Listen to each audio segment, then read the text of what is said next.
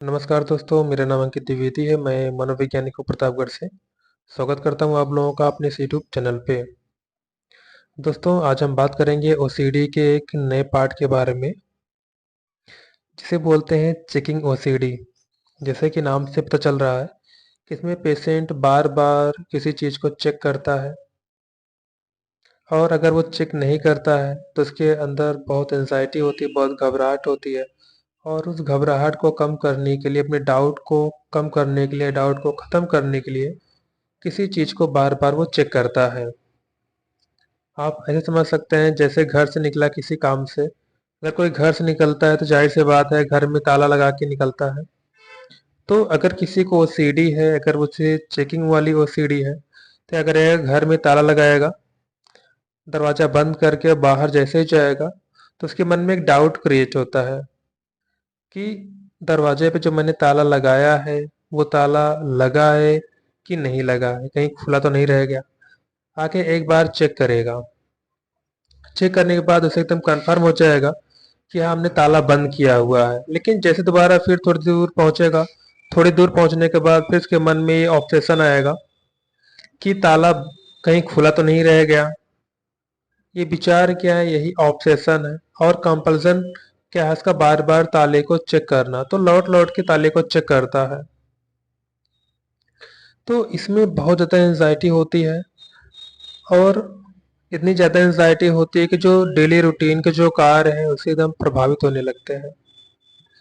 जैसे अगर कोई गैस की नॉब बंद कर दिया है, तो हो सकता है कि थोड़ी दूर जाने के बाद, या वो अन्य कमरे में है या कहीं पे चला गया है, तो उसे बार बार उसके मन में ये ऑब्सेशन आता है, ये विचार आता है कहीं गैस का नॉब खुला तो नहीं रह गया।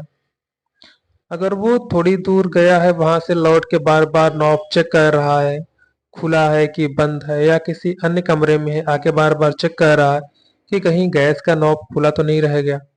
तो ये जो बार बार चेक कर रहा है, ये क्या है, ये कंपल्सन है। बहुत सारे लोग पैसे को बार बार गिनते हैं, पैसा कहीं कम तो नहीं हो गया।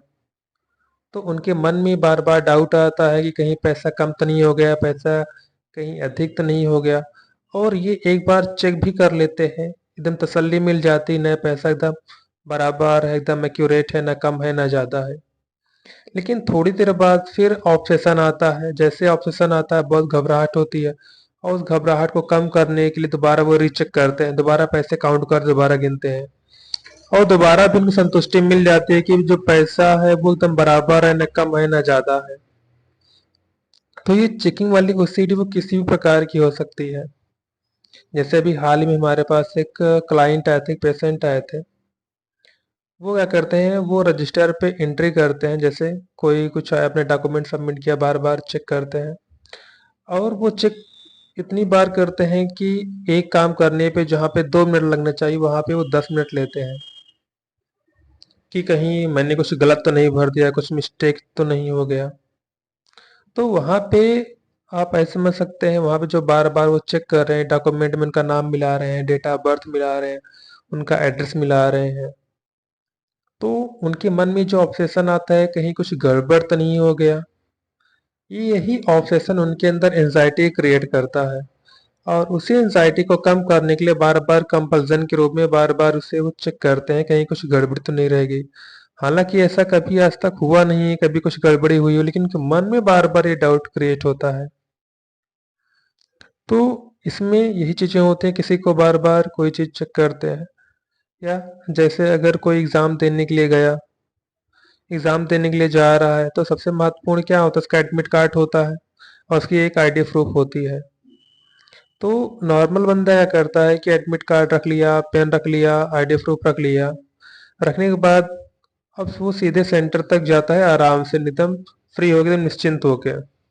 लेकिन अगर किसी को चेकिंग वाली ओसीडी है, क्या करेगा, एडमिट कार्ड रख तो लिया है, लेकिन बार बार उसे चेक करता है, बार बार निकाल के देखता है, हाँ ये मेरा एडमिट कार्ड है किसी और का है। उसे संतुष्टि नहीं मिलती है। एक बार चेक करने के बाद संतुष्टि मिल जानी चाहिए, लेकिन क्या करता है, थोड़ी देर बाद फिर निकालता है, एक बार ही चेक करता है, एक बार दोबारा चेक कर ले, कहीं मेरा ही है किसी और का है, हम अपना ही उठा लाए किसी और का लेके चले आए हैं। तो इससे इनकी जो लाइफ है बहुत इफेक्टेड हो जाती है। तो अगर किसी को ये ओसीडी है, किसी को चेकिंग वाली ओसीडी है, तो वहाँ पे तुरंत बिना समय गंवाए विजिट करना चाहिए साइकोलॉजिस्ट पास, उनसे काउंसलिंग लेनी चाहिए, साइकोथेरेपी लेनी चाहिए, और अगर ज़रूरत पड़े तो साइकियाट्रिस्ट से मेडिसिन भी लें, ताकि आपकी जो समस्या है बहुत जल्द ये दूर हो सके और आप एक नॉर्मल लाइफ जी सकें। उम्मीद करता हूँ वीडियो आपके बहुत काम आया होगा। फिर भी अगर आपके मन में कोई क्वेरी है तो आप कमेंट के जरिए आप हमसे पूछ सकते हैं। धन्यवाद।